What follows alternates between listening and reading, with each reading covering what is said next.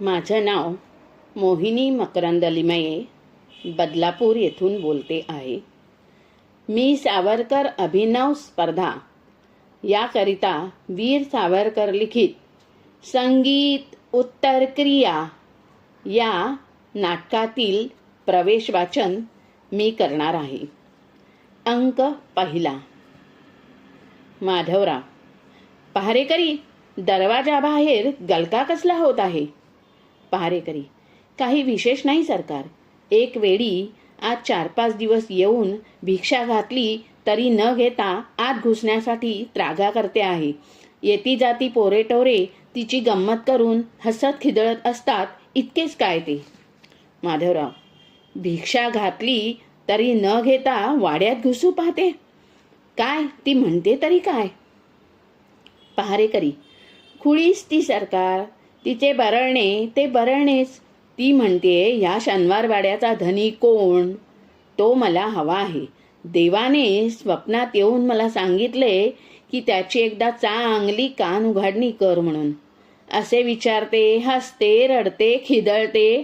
ती कुठून आली, कुठे जाणार आहे, कोण आहे ह्याची तिला स्वतःला तरी शुद्ध आहे की नाही देव जाणे.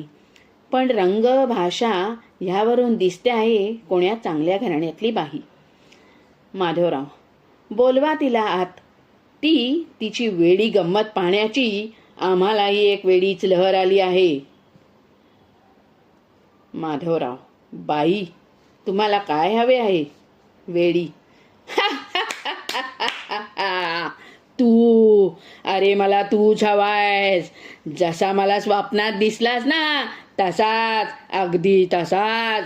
शनिवार वाड्याचा धनी तो तूच ना. पण तुझं नाव काय आहे? पहारेकरी. हां, मर्यादा सोडून अरे तुरे करशील तर. माधवराव. दाबू नका तिला असे. सांगा आमचे नाव तिला आणि आम्ही थांबवू. तोपर्यंत ती जे जे विचारील ना ते सर्व सांगा. पहारेकरी. बाई, श्रीमंत माधवराव पेशवे पंतप्रधान ते हेच. पेशवे माधवराव. बरं, यांच्या वडिलांचं नाव? पहारेकरी. श्रीमंत बाळाजी पंत अर्थात नानासाहेब पेशवे. आणि वेडी, त्यांच्या वडिलांचं? पहारेकरी. बाजीराव बल्लाळ पेशवे. वेडी. आणि त्यांच्या वडिलांचं? बाळाजी विश्वनाथ पंत भट. हेच पुढे पहिले पेशवे झाले. वेडी हर्षवर्धन. भट भट. तर मग तू मूळचा भट आहेस. झालं माझं काम भटजी बुवा. मला सध्या पेशव्या बिशव्यांची काही काम नसून एक तुझ्यासारखा भटजी हवा होता. कारण मला एक उत्तर क्रिया करायची आहे. होय, उत्तर क्रिया.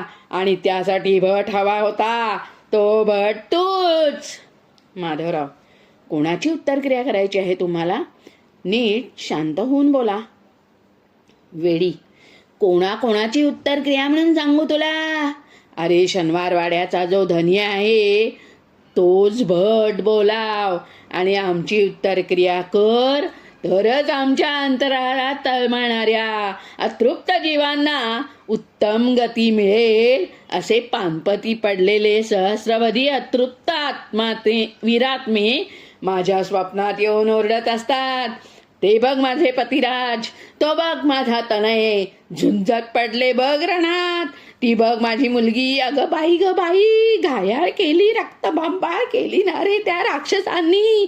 त्या माझ्या पतीची, मुलीची, मुलाची, तुझ्या बापाची, तुझ्या काकांची आणि तुझ्या काकांची. माधवराव दचकून. काय आमच्या काकांची? भाऊसाहेबांची उत्तरक्रिया? वेडी. होय, त्यास तुझ्या चुलत्याची आणि तुझ्या बापाची आणि तुझ्या भावाची, विश्वासरावाची. इतक्यातच काय रचकतोस? आणखी ऐक. अगं बाई, पण माझ्या पायात बांधलंय काय पुन्हा काचा काचा. ज्या वाटेने पाऊल टाकावे त्या वाटेत पिचलेल्या बांगड्यांच्या काचांचा ढीग. घरोघर बांगडी फुटली, ते तुकडे माझ्या पायात बोचून बोचून रक्तबंबाळ झाले ना रे हे माझे हृदय वटा. मला त्या फुटलेल्या लाखो बांगड्यांची उत्तरक्रिया करायची आहे. त्या लाखांची नावे एका नावात सांगू तुला. त्या लाखांचं एक नाव पानिपत. मला पानिपतची उत्तरक्रिया करायची आहे आणि त्या पानिपतच्या उत्तरक्रियेचा भट तू. माधवराव.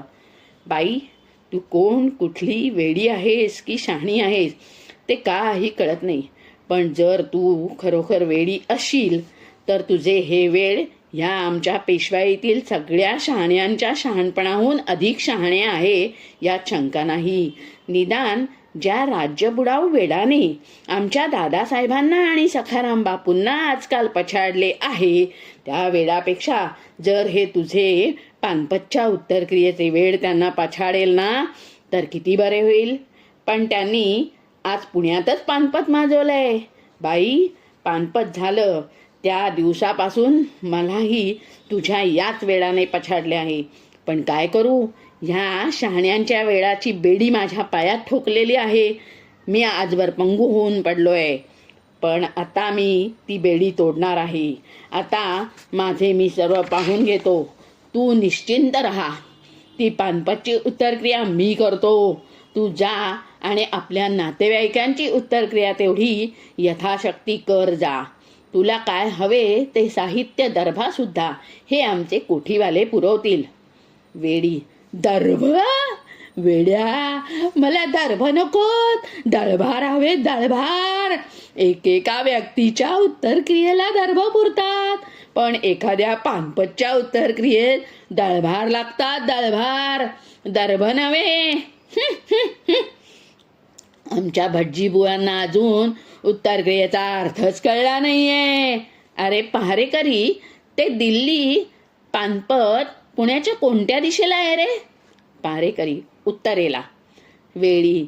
हा, तर मग त्या उत्तर दिशेत जिंकण्याची जी क्रिया ती उत्तर क्रिया.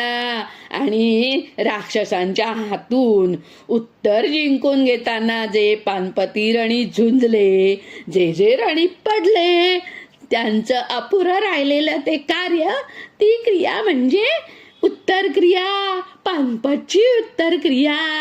आता आलं का ध्यानात? माधवराव. बाई, तुम्ही स्वतः पानपताच होता की काय त्या झुंजीत? वेडी. ते मला काय विचारतोस? हे माझे केस तुला दिसत नाहीत?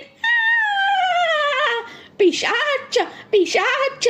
अरे हे राक्षस मला आणि माझ्या मुलीला केस धरून गरगर फिरवीत फरफटत ओढू लागले ना रे.